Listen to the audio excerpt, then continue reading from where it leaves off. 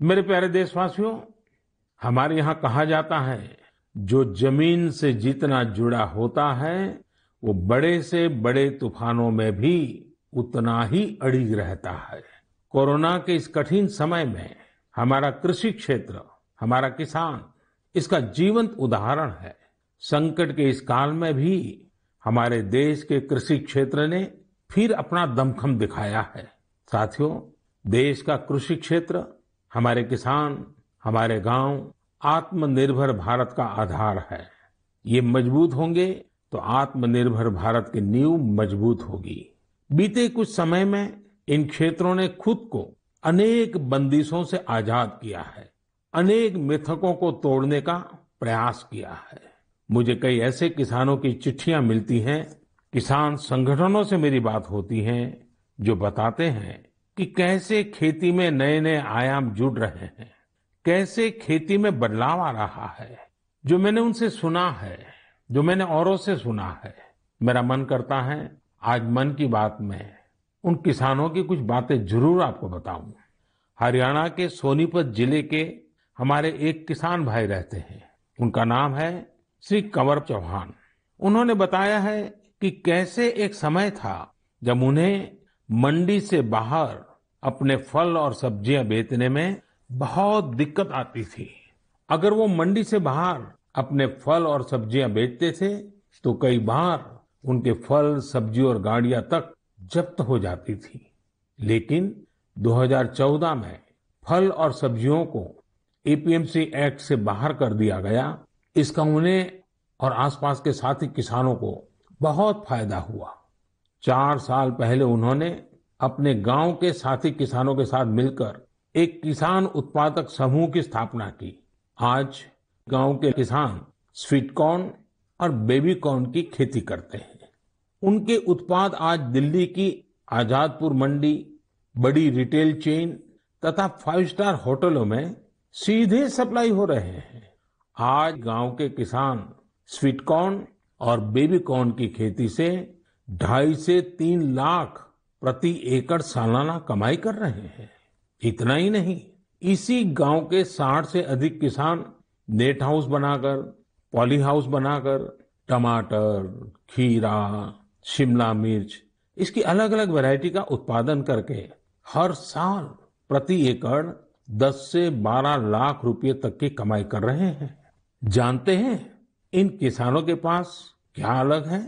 अपने फल सब्जियों को कहीं पर भी, किसी को भी बेचने की ताकत है, और ये ताकत ही उनकी इस प्रगति का आधार है। अब यही ताकत देश के दूसरे किसानों को भी मिली है।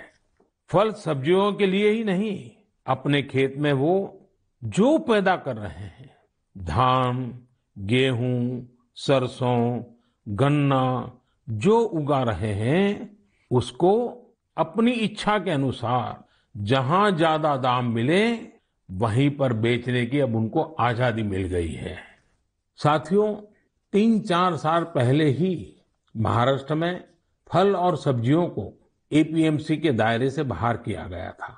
इस बदलाव ने कैसे महाराष्ट्र के फल और सब्जी उगाने वाले किसानों की स्थिति बदली, इसका उदाहरण है Shri Swami Samarth farmers producer company limited. एक किसानों का समूह है। पुणे और मुंबई में किसान साप्ताहिक बाजार खुद चला रहे हैं। इन बाजारों में लगभग 70 गांवों के 4,500 किसानों का उत्पाद सीधे बेचा जाता है, कोई बिचौलिया नहीं।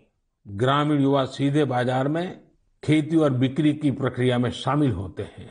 इसका सीधा लाभ किसानों को होता है, गांव के नौजवानों को रोजगार में होता है। एक और उदाहरण तमिलनाडु के थेनी जिले का है। यहाँ पर है तमिलनाडु केला फार्मर प्रोड्यूस कंपनी। ये फार्मर प्रोड्यूस कंपनी कहने को तो कंपनी है, हकीकत में ये किसानों ने मिलकर के अपना एक समूह बनाया है। बड़ा लचीली व्यवस्था है और वो भी 5-6 साल पहले बनाया है। इस किसान समूह ने लॉकडाउन के दौरान आसपास के गांवों से सैकड़ों मीट्रिक टन सब्जियां, फलों और केले की खरीद की और चेन्नई शहर को सब्जी कॉम्बो किट दिया। आप सोचिए, कितने नौजवानों को उन्होंने रोजगार दिया। और मजा ये है कि बिचौलियों न होने के कारण किसान को भी लाभ हुआ, उपभोक्ता को भी लाभ हुआ। ऐसा ही एक लखनऊ का किसानों का समूह है, उन्होंने नाम रखा है इरादा फार्मर प्रोड्यूसर। इन्होंने भी लॉकडाउन के दौरान किसानों के खेतों से सीधे फल और सब्जियां ली और सीधे जाकर के लखनऊ के बाजारों में बेची। बिचौलियों से मुक्ति हो गई और मन चाहे उतने दाम उन्होंने प्राप्त किए। साथियों, गुजरात में बनासकांठा के रामपुरा गांव में इस्माइल भाई करके किसान है। उनकी कहानी भी बहुत दिलचस्प है। इस्माइल भाई खेती करना चाहते थे, लेकिन अब जैसी ज्यादातर सोच बन गई है, उनके परिवार को भी लगता था कि इस्माइल भाई ये कैसी बात कर रहे हैं। इस्माइल भाई के पिता खेती करते थे, लेकिन इसमें उनको अक्सर नुकसान ही होता था। तो पिताजी ने मना भी किया, लेकिन परिवार वालों के मना करने के बावजूद इस्माइल भाई ने तय किया कि वो तो खेती ही करेंगे।